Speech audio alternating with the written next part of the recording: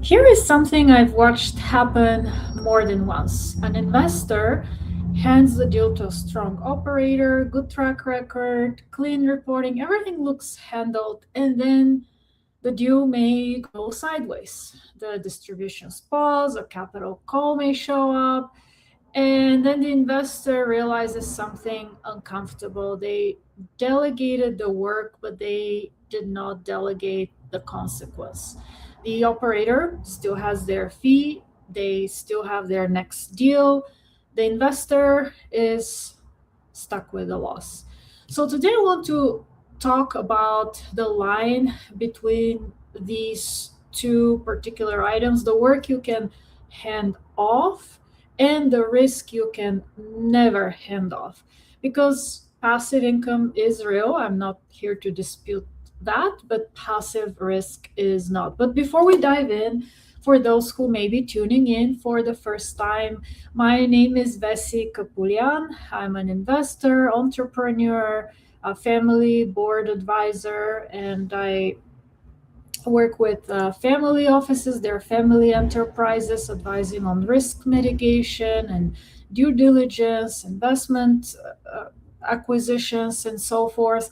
And in the private investment world, I help private investors on the due diligence side and on a very limited, very selective basis to also help connect them to cash flowing investment opportunities in commercial real estate. But most of my work is spent in the advisory space. And so, going back to the topic that I wanted to cover today, the common advice in our industry is pretty simple: find a great operator, let them do the work. And let me be clear, I do not disagree with the first half.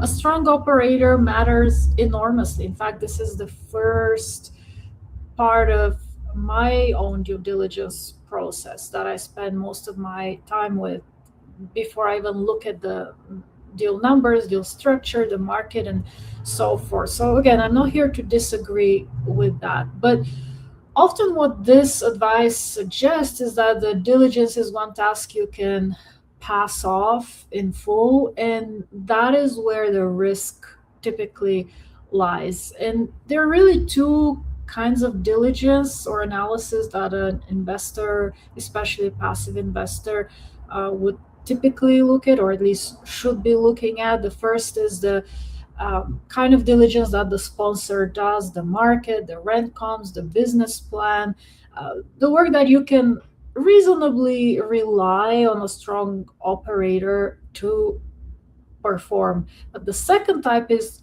the diligence that only you as a passive investor can perform, the diligence on your own exposure, on your own position, and your own investment decision, especially as it relates to investment goals and risk tolerance and investment thesis. And so oftentimes, what I find is that passive investors do the first type of diligence by proxy. They read the deck, they trust the operator, did their homework, and then they may skip the second part entirely. And why do I mention that? Why does that matter? Why is that important? Well, when the deal underperforms, the sponsor is structured to survive it, but the passive investor, you may not necessarily be. And so the question in those, especially in those situations, is not whether this is a great deal or a good deal, but rather what this deal does to your financial position if something goes wrong. And so there are four questions that a sponsor cannot answer for you, and this is the diligence that you cannot outsource as an LP. First, can I actually hold this, and for how long? Especially in the private investment world, oftentimes offerings are illiquid or semi-liquid in nature, and liquidity and time horizon is only something you know for how long you can bear. A sponsor cannot tell you whether a paused distribution breaks your bank, right? Breaks your monthly budget. They cannot tell you whether a capital call arrives at the worst possible time for your own balance sheet. And I've sat across investors who perhaps underwrote the property carefully, everything looked on paper, but they didn't really underwrite their own ability to wait and weather the storm. And so if a hold runs longer than expected, and that's not something that they really thought about as they modeled or forecasted their own personal balance sheet and liquidity position, uh, it, that's what hurt them the most. Not necessarily the cap rate; it was really their own liquidity. Of course, cap rate markets, yes, they impact the deal, which then in turn impacts your individual liquidity position. But that is something to take into consideration. Secondly, number two is what happens to me if something specifically with this deal goes wrong, right? This is the time to think about your position in the capital stack, how the fee structure is set up for this particular deal, because the fees in most cases will come out before you even see a dollar, right? Like the lender needs to get paid, the appraiser needs to get paid if we're talking about a sale or refi. Basically, the fees that are enabling the transaction to take place will typically come out first, and oftentimes even in the waterfall some of the GP fees as well will come out ahead. And all of that is typically outlined in the PPM, so it's in the operating agreement, so it's extremely important to study that carefully. And I had a few posts and publications and articles about that previously, so I'm not going to dive into that in a lot of detail. The sponsor will present you with the structure, but only you can decide, right, if that structure is right for you, if that structure actually protects you. Third question to ask is, do the incentives line up with the outcome, or is this more like a one-sided deal, right? So it's important to study who gets paid what and under what conditions. A sponsor can be excellent but still be structured in a way to win while you're waiting for your payout, or maybe waiting for your distributions to resume. And this is not, in no way I want to say that this is a character flaw, but it's a structure that you are responsible for reading and understanding as a passive investor. And so if the deal is set up in a way where they earn a fees no matter what, whether you earn a return or not, you need to know that going in. And again, I've always advocated, especially for the first few deals, if you're just starting, it pays. Like, I view it as an investment to hire an attorney to help you read through the documents, or hire someone who has been through the process before, a professional, so they can guide you. And once you do a few deals, you build that muscle memory, and you build the knowledge and experience. But until then, it does help to get that second set of eyes. And number four, what is my decision if they come back and ask for more? Capital calls, rescue capital in this particular time of the cycle are not uncommon. And of course, this is not something you can predict, right?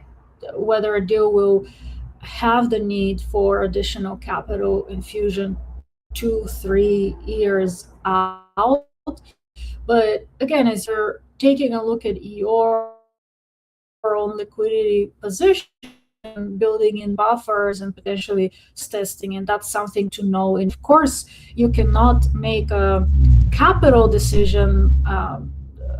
call decision today, right? You have to study that information if that situation arises and reassesses a brand new investment, but it's something to plan for ahead of time. And if you notice a pattern, right, between the four questions that I just outlined, not one of them was really about the property, but every one of them was about you. So here's a simple test that you can apply on your next deal. Look at every diligence question you can name, and if every one is a question a sponsor could answer for you, if income is fine, that's great, but it's not the goal. If the goal is to The goal is to evaluate the risk that comes with that particular deal, and ultimately you as the person bringing money will carry that risk. So a operator of investment, but